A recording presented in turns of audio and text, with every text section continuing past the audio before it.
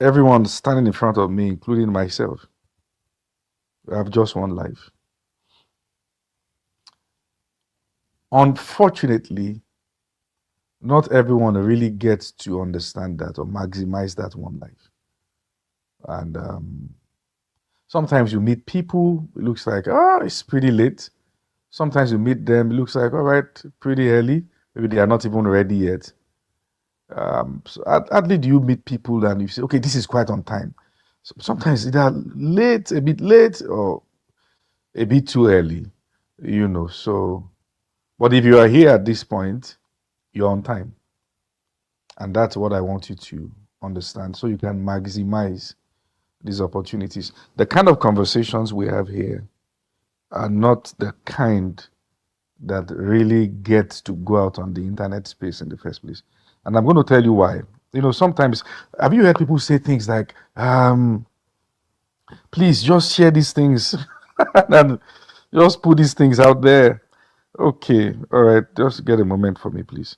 And all that. It doesn't work like that. I think I've said that only a fool shares what he knows publicly all the time. Then, number two, it is not everyone who needs it that wants it. You must understand that. And that's one of the codes of wisdom. People need wisdom, they need knowledge, they need to be helped through life. But the kind of wisdom, the kind of understanding that bets people into destiny really is not such that should be thrown on the street. And that's why I intentionally put this meeting for this time. And you being here now is you saying, you know what, I know what my life is about and I'm ready for it. So I'm excited really.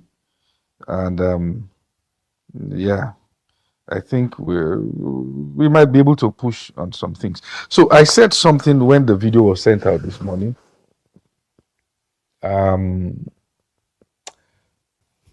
Let this help you. Talent is not scarce. Gifted people are not difficult to find. If what you are banking on in life is gift and talent, your kind is not scarce. If you see record labels that want to sign singers, they are looking for something. Somebody that when they give this person a push, he can continue from there. That's what they are looking for. So when we see that ability to pursue, then we now check. Because this fellow can be gifted and yet sleeping morning, afternoon, and night. So they check the fellow's ability to deliver, to make profit. And you must understand this, that even God is profit oriented. There are Christians, and religion will destroy many people. There are Christians who are, I call them the elder brother Christians. They hate the fact that the younger brother who fell away was brought back and celebrated. That guy who had the audacity to go that length will also have the audacity to do the right things better than the one who is not trying at all. You must understand that. And that's the mistake. Sometimes we are trying to bribe God with the fact that we have a clean sheet. We forget that the one that we are trying to bribe is the purest of the pure. I don't know if you understand that. That God, you see, by own, you must understand this. Both God and the devil are interested in people who have the ability to bring back returns. There is the profit aspect of the kingdom. Anyways, that's that on that subject. So not, I mean, look at it. If you look at, there's a text, and that text blessed me so much. Daniel chapter number 1. When they brought out the Israel exile from their own land, brought them to Babylon. I mean, look at the requirements that the palace, the office of the king in Babylon had on ground. They talk about people, children who are of the royal seed. All right. Why is that? Because They don't want to start from the foundation for anybody. They need a minimal level of exposure. Then those who have the ability to learn, who can learn the language of the Chaldeans, who can learn science and learn all those things. But they have to be royal blood because there's a culture. There is what is required. The number of those they found that day, we didn't know. But at least we know Daniel, we know Shadrach, we know Meshach, and we know Abednego, Belshazzar as they call them. There are people that, unfortunately, both God and the devil can't use.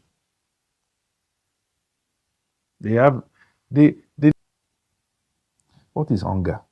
It is the manifestation of dissatisfaction. That's hunger. It is when dissatisfaction is manifested. It comes with a sensation that puts you in that place where your craving becomes loud. You just want this. Because everywhere there's hunger, there's a need for dissatisfaction. The most difficult person to attempt to help is the one who is not hungry. You want to know what shame looks like. Attempt to help somebody who needs it but doesn't know he needs it. That's the problem. Many people are just not hungry. They've plastered them in a way that they don't, that seed to deliver, that seed, that ability to deliver, to not be neutral through life, to not go through life as one who is merely existing, to be concerned when things are not the way they should be. That dissatisfaction, it's a seed. Not everyone has it. That internal seed that puts you in that space where you keep having a restlessness. Sometimes what you have is not peace, it's complacency. We mistake the boat. We confuse the boat. Say, I just enjoy peace. You are in trouble. Because with the way your life is going, you ought not to have peace. This is not the kind of peace that God promised. There is the natural discontentment that shows in the person's life that the person will be great. It ought to be there as a basic requirement.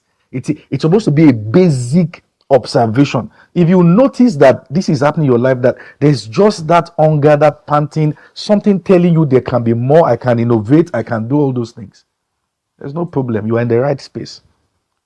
If you don't have that thing there, that's when you should be afraid. That's when you should be afraid. Hunger is the same thing as hunger is even more powerful than privilege. It is hunger that puts the beggar on horseback and put the prince on the floor. The lack of it put the prince on the floor, on the ground, and walks. And if you understand the way life works, you will never cry because you were born without silver spoon. If you have that sense, that was what Isaac gave Esau now. He said, when you become discontented, you will break his yoke.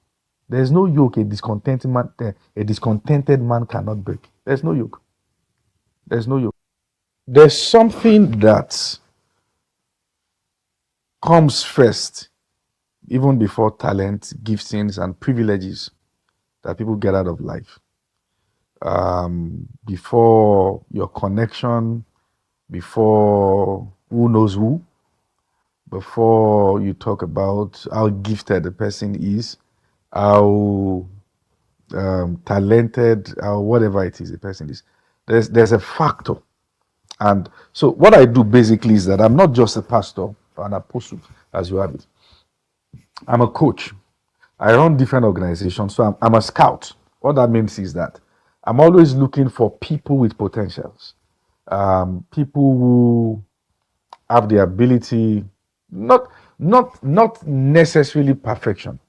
All right. I think it is unfair to expect perfection from anybody. I don't think it's fair because the one who is expecting it doesn't have it also. But there's a trait. There's this thing I'm always looking for when I'm talking with people, either they are heads of any organization I'm running, or they are aspiring to become one, or they are trying to work with me, or I see them working, or I just see them randomly online. Regardless of the gifting, there's something that if I look at the person and this thing is missing, I know that the person may have a moment. People have moments, and that moment where everything looks like it's just bubbling, but not everyone is really durable to have the basic character trait to carry them beyond those moments. You see, because life will not really give you the opportunity to have moments, but there's something that if you have, take this as a mentorship counsel from me. You don't really have to start anything perfectly. Just start. Yes, see. You don't have to start. Perfection will catch up later. In fact, if you are really going to go far, you don't need perfection. You need improvement. Just start. Sometimes people do things and they are doing this. What this thing that you're doing is bad. Can't you see it? So I tell people who work with me like this: if you can see an example of what is excellent around you, you have no excuse for doing anything wrongly.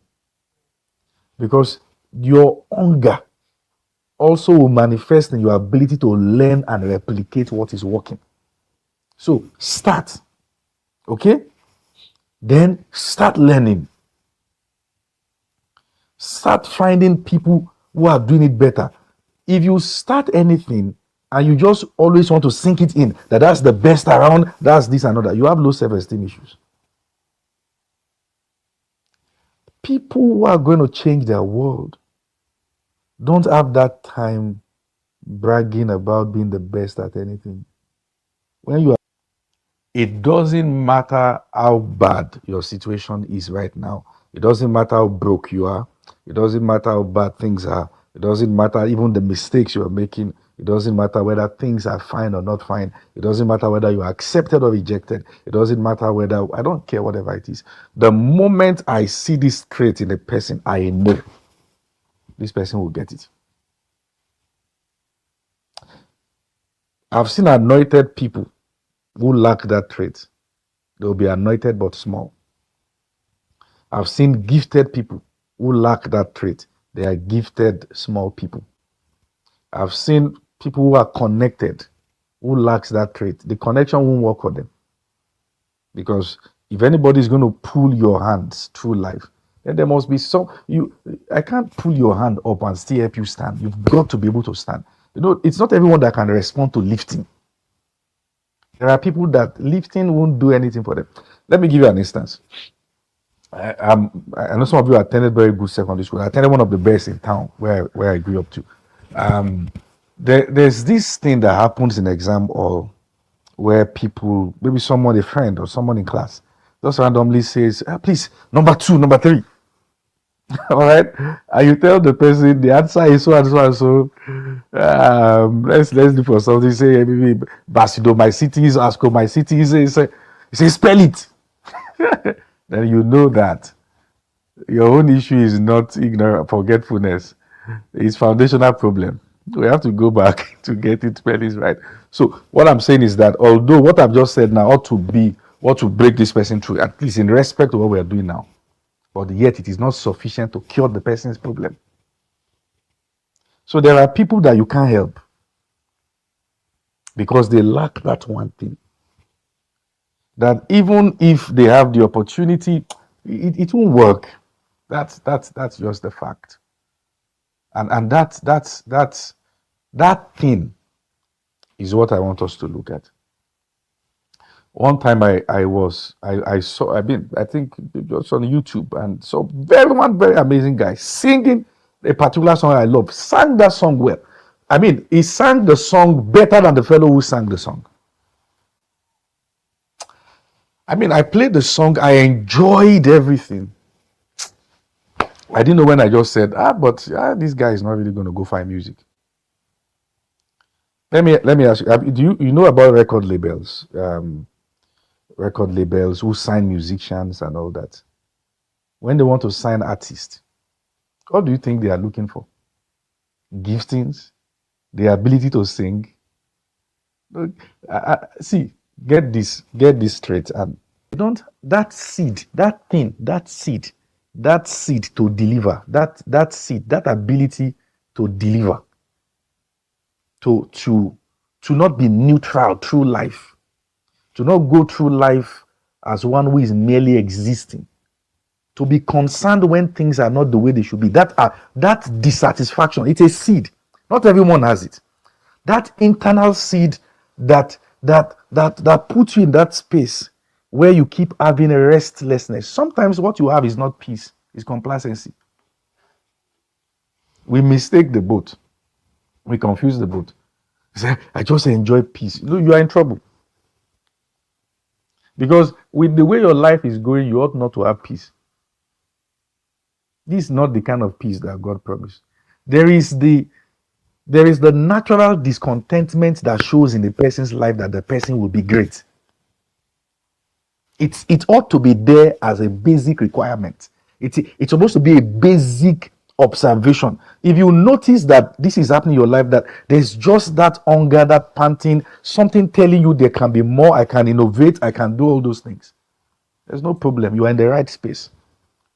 If you don't have that thing there, that's when you should be afraid. That's when you should be afraid. So you in dealing with people, you want to look for people who have that hunger. Yes. How do you know a person is hungry? They keep opening pots. They are checking. They are looking, what can I cook? Many Christians don't open pots. They are not hungry. Religion has messed up many people. You know, this concept that we have about God, that when your time comes, you will shine. As what? And, you know, this life is a one-way ticket. It's a one-way ticket. So, and every time you celebrate a birthday, you can't celebrate it twice. It's just once. And that one is gone. That's the only experience you will have of that age. It's just gone. So there are Christians, there are people that are not investable. You look at the parable of the talent. Jesus was illustrating the ability of God's children to make profit. The one that they gave that they gave 5 went to trade with it, came back with 10. Same as the one that was given 3, same as the one that was given 2. The one that was given 1 buried it. He buried it. And said, I know that my master is a wicked person. He's trying to reap where. And that's the problem. I'm going somewhere. That's the problem with many Christians, with many of us. That hunger is not there. And you see, I was given an illustration in one of the private classes I had. You should get it. I think it's on the digital library, Femi Lazarus digital library. The message titled, Are You Really Behind? Look at a relay race, for instance. You see hundreds of people. They put them in one space. They're about to start running. It doesn't matter who is in front. It doesn't matter who is behind. Everybody will be tired when they are tired. The race is too long for the space to be an advantage to anybody. And that's the way life is. There are people that I think I shared a story. I remember one time somebody close to me had the results and I didn't like the result were on campus. And I just said on his behalf that no, we need to contest this result. This is not right. Something must be wrong. And he said, no, I know my capacity. And I said this. I shook my head. I said, there's problem here. All right. I remember also when I went to serve. I was posted first and foremost to a college of health. Somewhere in Ondo State, Akure. All right, posted to a college of health. And there was this girl that I met there. So, corpus. You just finished your camp and now you're going to your PPA. And then the provost just gave me a paper and said I should write out the list of courses I could take. And I wrote out the list of courses, and the girl beside me studied biochemistry. To my amazement, that girl went on her knees and began to beg. and said, I don't mind being a cleaner here. That I managed to graduate. I struggled to graduate. So please, I can clean all the tables. I can wash the toilet. I can do all that. And that's the reason why, particularly those of you who are in a relationship, talk. The Bible gave us the expo. The only way the foolishness of a person can be concealed is if the person is quiet. If a foolish person keeps quiet, you think he's wise. So the way to unravel foolishness or wisdom is to get people to talk. When people talk, their level is exposed. If you want to be a global figure, you have that drive within you. Now you are doing life with somebody who is very handsome or fine, but the person is always responding to the force of gravity. They are too heavy for flight. You won't go anywhere. You are thinking forward, the fellow is thinking backward. There's no compatibility in sense. That's the problem. Anyways, but since you say God said that's your spouse, who can argue with the Lord? That's the problem. And that's where you know, Christians, the fellow is entering what will kill him. He said, God said. He said, God said. That person that you are saying God said now, if that person is not fine, will God say? If that person is not fine, let's say that today now, something happened, a fire incident, the person's face got burnt. Suddenly God will change the mind. The God who checks beauty and doesn't check brain is not my God. It's religion. I think Uncle Kwe is here. He shared a story. He must have forgotten the story, but I remind him. They went for, was it camp meeting or what's the meeting? Where you guys were on campus. It was a retreat. Then somebody began to prophesy. Somebody began to prophesy and start assigning spouses and say, nobody marries anyhow like a Christian. Honestly. Begins to assign spouse. Jesus Christ. Said the brother that was prophesying had a sister there that he liked. And everyone that stood there as competitor to get that sister, he reassigned and reallocated someone else. And said, you, Maori Jailikai. That's your wife. That's prophecy is not epilepsy. Okay? You this one and then he apportioned everybody their own corner. They now looked at him and said, Alagba. Sister, the boy is here now. You didn't. Is the Lord not speaking? Is she not going to? I say, the Lord has use for her. Smart guy, bad guy. Clock it. Bad guy. The Lord. That's the way many people's life has been made miserable. People.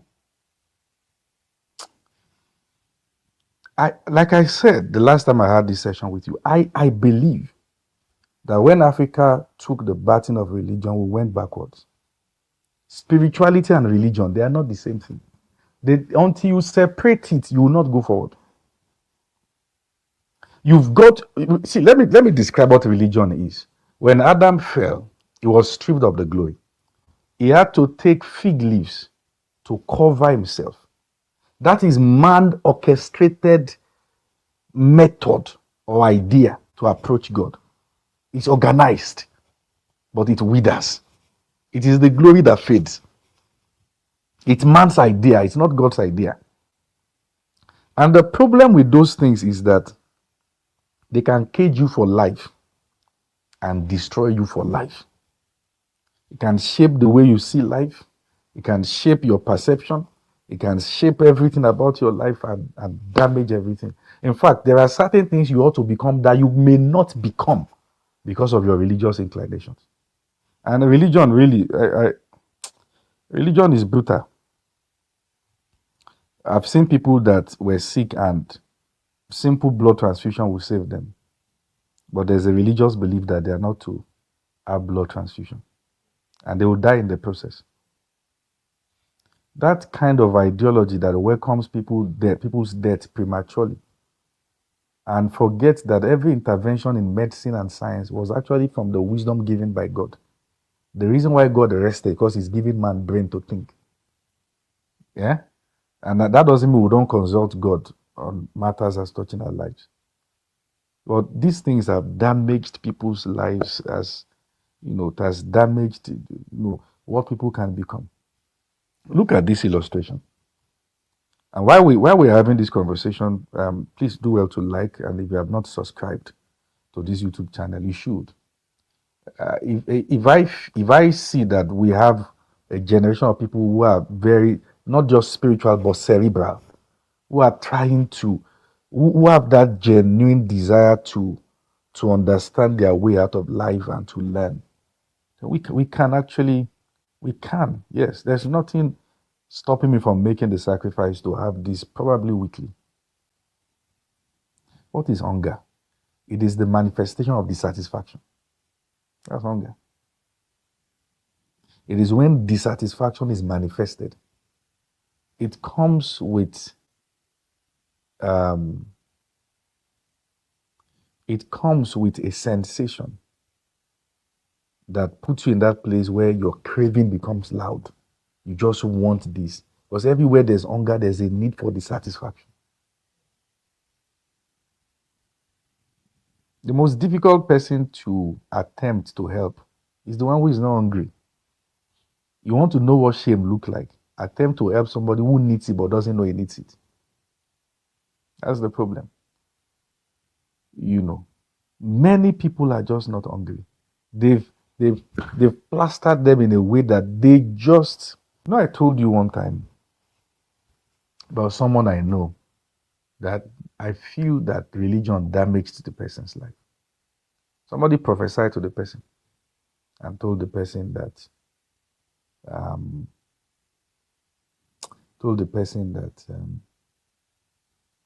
God said he should not go for his NYC.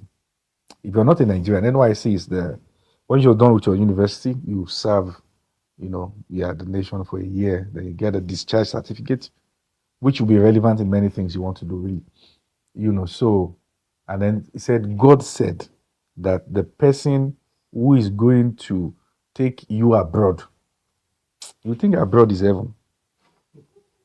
That somebody is coming that will take you abroad. The person will walk into your house and hold you by the hand and take you abroad. That's how the brother dropped out of school. In fact, prophecies like this is one of the reasons why we have emergency prophets. I believe that if we keep having people who could not have succeeded at any other thing except they go into ministry, Africa cannot change. And I'm not going to say that politely. I'm not going to say that. Because if we have people who are only serving God because they are not employable or don't have the ability to produce in any other area, then there will be problem. They will enter into it for their own gainful, greedy reasons, exploit God's people. And as a coach, you can't even give what you don't have. You can't give what you don't have. All right. So that hunger, that thing right there. I don't care who your dad is, whether he's, I don't care where he works, what school you attend. Go and check some of the most powerful people and some of the most successful people. Some of them rose through the ashes. I was sharing the story of a man who was one time one of the director of First Bank. He finished in Lagos State University, I think Lagos State University. It was those times that if you finish as the best in your faculty in year one, you have scholarship for year two, and just like that. So he was an orphan, if I remember the story. He said he had to be cutting wood to sell. That was how he was able to pay for his exam to get into school. So all the money he had was the money into part one. Now he knew that if he should fail in part one, then he would have to drop out of school because there's no money for part two. So the only way he could remain in school was for him to beat every other person in the class and become the best in that faculty. So when he finished and then became successful, they asked him, what even motivated you when you were in school? He said, poverty. The same poverty that people are using as excuse for stealing. The same poverty that people are using as excuse for wasting their lives to doing irrelevant things, watching, streaming every day, things that has nothing to add to your destiny, is the same thing that someone else used as a stepping stone into greatness. There comes that time in your life that you know it all costs to you. Nobody's coming to help me. And like I said, sometimes I don't waste my time. People say mentor me and all that. The problem many people have is that you have too many options. If you fail today, there are people that will carry you. That's your problem. If you crash now, you have too many people who are excited. So they'll just help you. But those of you who are like me, that must not crash. If you are like that, you know where you are coming from. You can't afford to go back with excuses. If you now still don't have hunger at that sense of dissatisfaction with where you are, to keep panting and pushing to break into new space, new understanding, new dynamics, then you are to be pitied. In fact, even in ministry, I understand this well. The quality of a person has a lot of role, has its own, as the role it plays in determining a person's outcome. Not even the quality of the person's teacher, not the quality of the person's exposure, not the quality of the knowledge at your disposal. We are talking about the quality of your person, who you are as a person, your natural state as a person. Whether you are somebody who is naturally satisfied or who is always panting for more. There are people who would have still, I'm not saying, when it comes to success in life, they would have still succeeded as an unbeliever. There are people like that. I'm not saying, please don't quote me out of context. All right? Because of their nature. If there are, I could call names. I could call names. And you look at it and say, okay, this is true actually. Sometimes what you need is not trying to jump from one profession to another. In fact, if you have not succeeded at a thing and you leave that thing for another thing, the chance of not succeeding is very high because you have not mastered how to make things work. What you are learning is how to escape.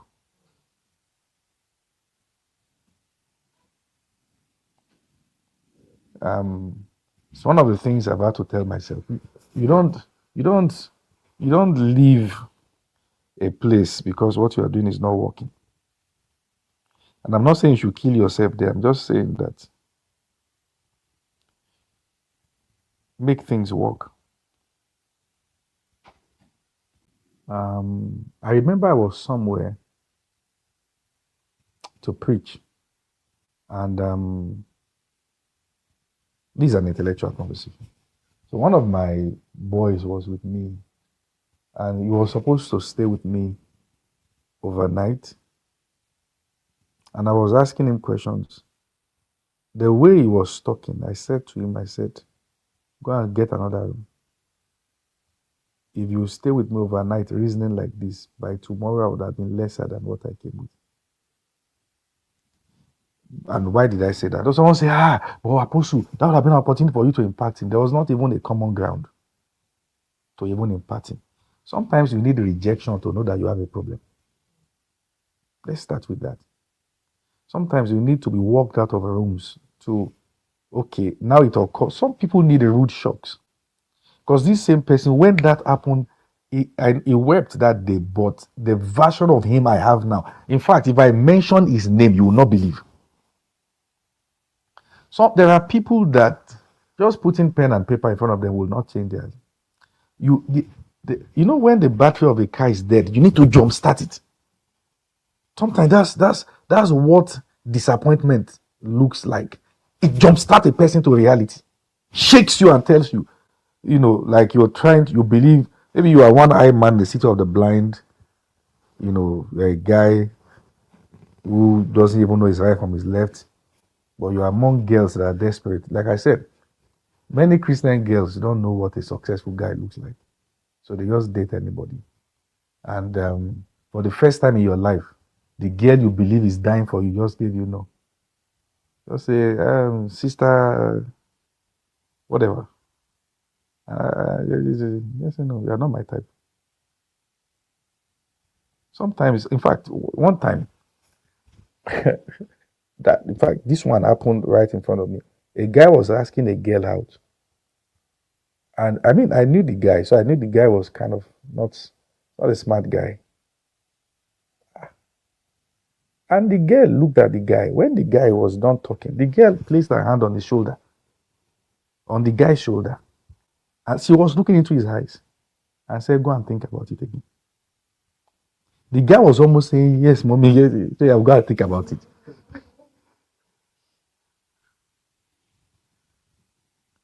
That's somebody's love of my life. It's true. Religious people don't like intellectual conversations. Once you bring up intellectual conversation with the religious people, they say it's pride. Because religion helps us to hide.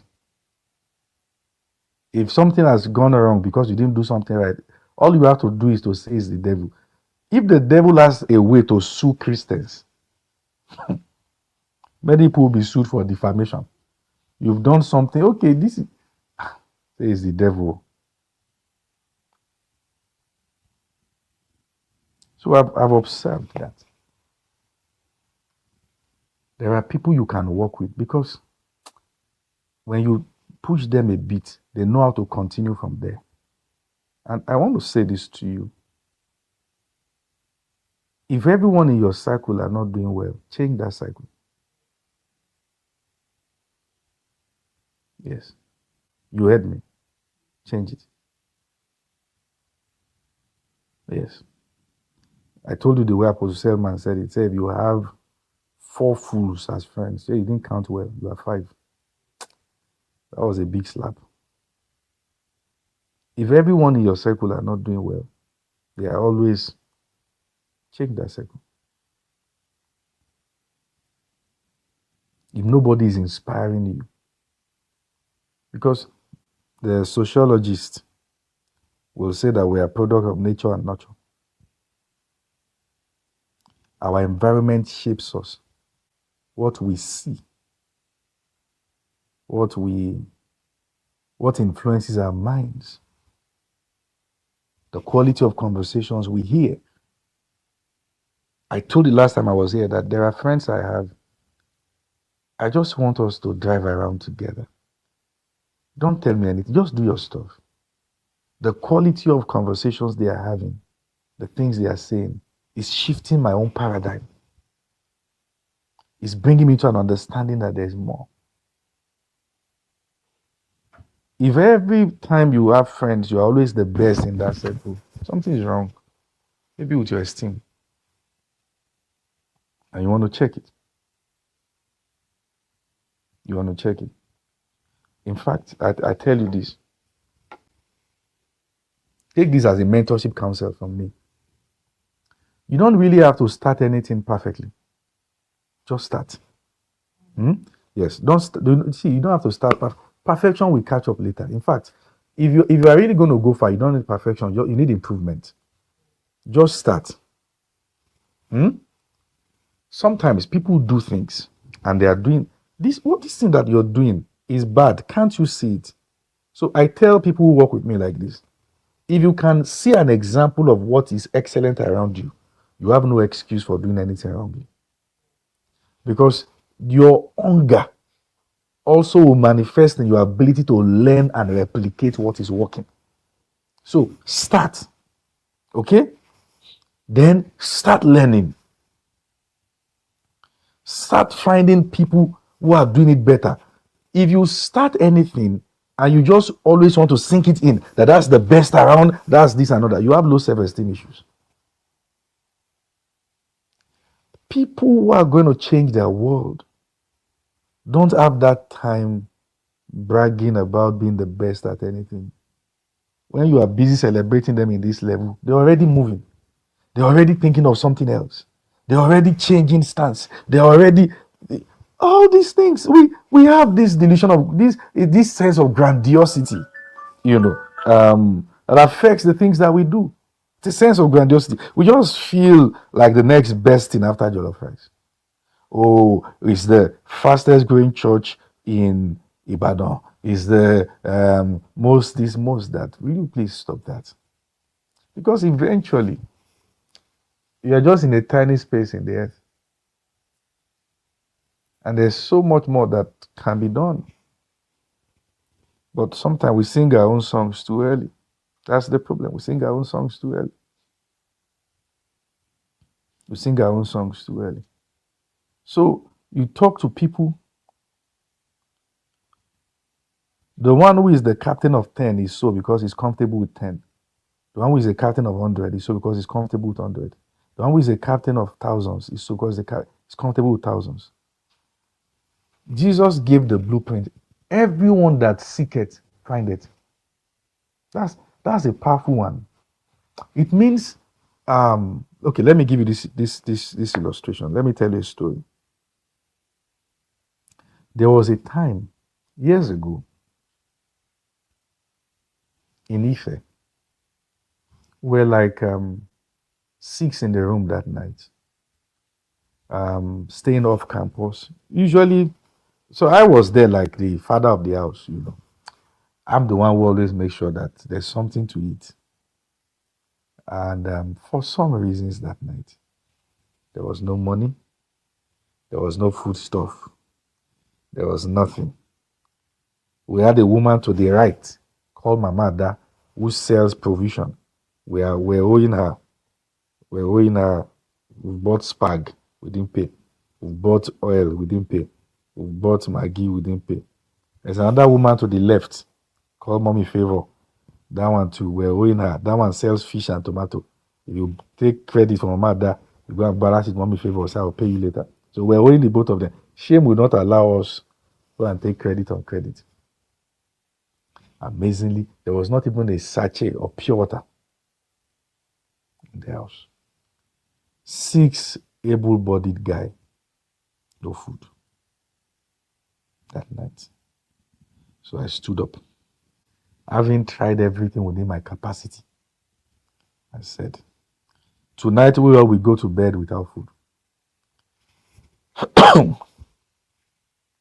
If a night like this ever repeats itself in your life, it's your choice. Good night, guys. As far as I'm concerned, that's the last time that ever happened.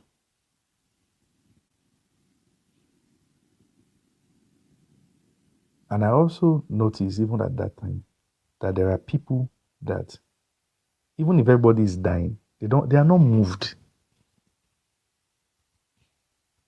Their life is me for myself. There's no leadership seed in them. They think they are stingy. No, they are not leaders. They don't fend for, they don't care for. Even if people are dying and they will rather hide it. One time I had somebody that was staying with me. We're all broke. So I needed to go buy, because he said he doesn't have money. I needed to go buy something. And I cited him. When a car is going in that direction and he was coming, the car just flashed on his face. He was eating something. Later I found it was hot potatoes that they put pepper. He was eating it. So as he saw that I was the one coming close to him, he put it inside his pocket. Bad guy. And the thing was burning his leg. As he was talking to me, was burning his leg. I stood there and wasted his time. I was saying in my mind, today you hear rubbish. That's not leadership. It's not. It's people think it's stinginess. It's lack of leadership. That it still talks a lot about the quality of a person, the quality of your person. If we're going to add anything to you, it was that quality of your person. That's the constant. That's the constant. And if something is wrong with that quality, a lot will be wrong in life. So I've just been thinking about it. I don't care whether you are indebted now, whether you are owing someone, you don't even have house rent, you don't have enough food stuff, you've not even been eating well, maybe things are not so fine.